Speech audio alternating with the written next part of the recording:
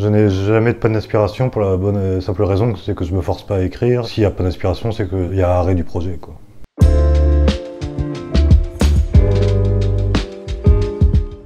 Je m'appelle Nagui Zinette et je publie mon premier roman qui s'appelle Une trajectoire exemplaire. Le roman raconte l'enlisement d'un personnage dans un mensonge qui le mène à la folie.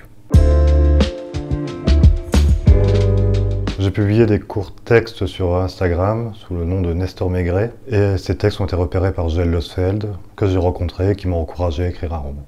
Le contenu de ce compte Instagram, ce sont des petites chroniques qui racontent mes errances, que ce soit à Lille ou à Paris, mes lectures notamment, mon quotidien, pas très passionnant. Alors c'est après avoir lu Je t'aime Albert, un recueil de nouvelles de Bukowski, que ça me paraissait tellement évident, tellement simple que j'ai essayé à mon tour. Donc j'ai écrit une nouvelle très inspirée par Bukowski. C'était l'histoire d'une femme qui cherchait dans les bars des ratés, en fait. Oui, pour les manipuler. Je n'ai absolument aucune méthode. La plupart du temps, ça se passe le matin, je vais marcher, quand je reviens, si je n'ai rien à faire, j'écris. J'écris allongé, j'écris assis, j'écris à l'extérieur, je ne m'impose aucune discipline, rien.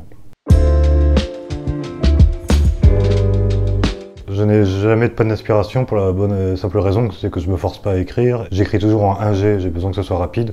Donc du coup, s'il n'y a pas d'inspiration, c'est qu'il y a arrêt du projet, quoi. Simenon et Bukowski. Simenon avec un livre comme Lettre à mon juge, par exemple. Et Bukowski avec toutes ses nouvelles, avec une préférence pour Je t'aime Albert.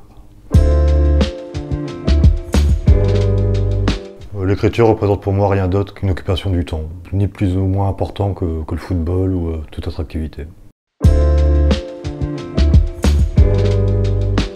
Je donnerais celui de Simenon, n'écrivez pas il pleut à verse, écrivez il pleut.